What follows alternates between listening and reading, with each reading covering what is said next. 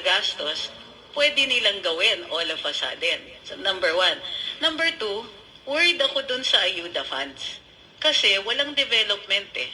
Walang mga proyekto na magsusulong sa ating national interest. Walang bagong kalye na gawa ng ayuda funds na yon. Walang suporta sa industriya.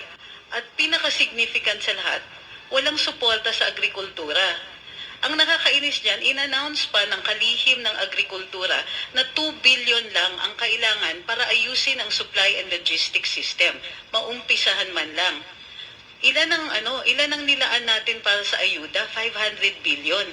Kukurot ka na lang ng 2 billion, maaayos natin yung pagkain natin.